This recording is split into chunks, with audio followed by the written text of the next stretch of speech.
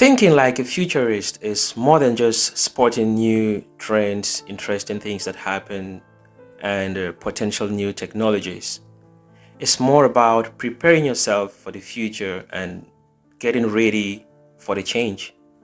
As the world continues to shift and evolve every day, it is increasingly important to develop a future oriented mindset and also to pay close attention to potential new trends and new technologies. With a futurist mindset, it will help you to build resilience, adaptability, and success for yourself as an individual and as well for your business.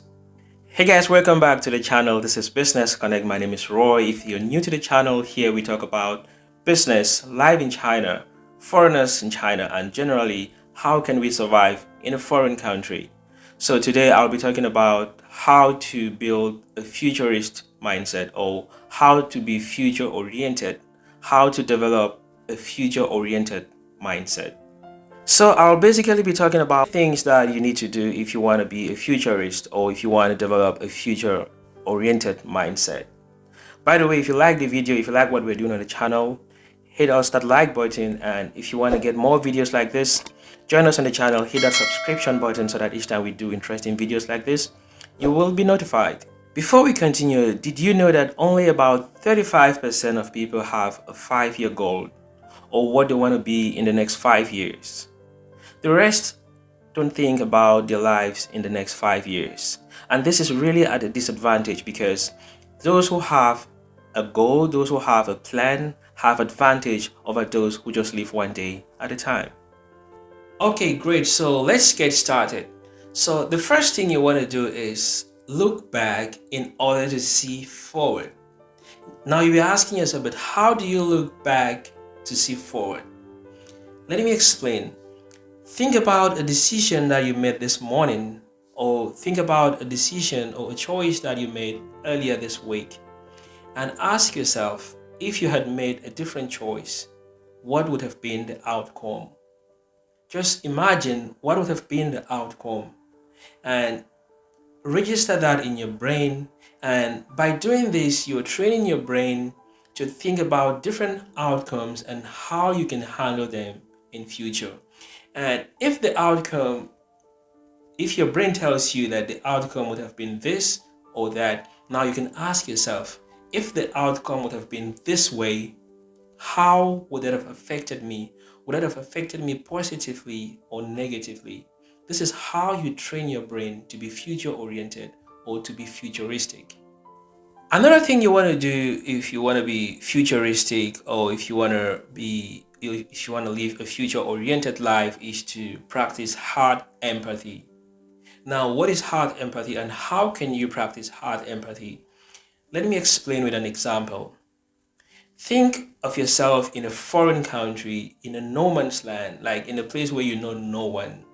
You have nothing. Like put yourself in a difficult situation and ask yourself, if I find myself in this situation, how will I survive? What will I do? I have no money. I know no one. Like, I don't have anything with me. What will I do to survive? Now you are training your brain for survival. Like, if I find myself in this situation, what will I do? Or if I suddenly lose everything that I have now, I have no money, no savings, how will I survive? So by doing this, you are training your brain to think how to survive in difficult situations. And even if you don't meet the exact situation one day, your brain already has been conditioned or trained for survival. The next thing you want to do is you want to be very predictive. Always try to predict things like, if this happened tomorrow like this, what will happen? Always bring a lot of what if scenarios. And don't just think of the what if scenarios. Always try to bring a solution to these what ifs. Like, if this happened this way, I should be able to do this. Think of the past. Think of the future. Use different scenarios and always try to go to the extremes because you give a gap for survival. Okay, so the next thing we'll talk about is signal hunting. And what is signal hunting? Signal hunting is a situation where you look at very small situations or very small outcomes that have the capacity or that have the probability of turning into very bigger outcomes, and you pay special attention to these small signals. So once you identify such a signal either in your business or in your life or in any situation that you're facing, you need to immediately take action to counteract such a situation. You need to immediately take action.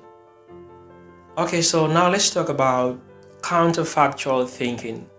Another way that you can be futuristic is to always be counterfactual. How can you be counterfactual? How can you develop a counterfactual mindset? So the next thing you want to do is to create a community around you.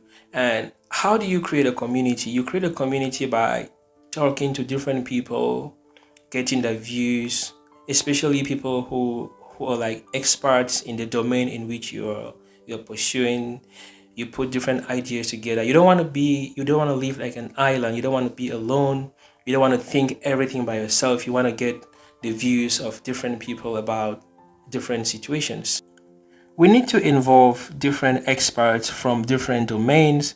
When we talk about anything from higher education to work, we need to include people who bring different perspectives on the topic, like geography, economics, technology, artificial intelligence, organizations. So by doing all this, you create a community around you, you bring different views on the table, and you put all these views together, and it will help you to make a better decision and to choose wisely.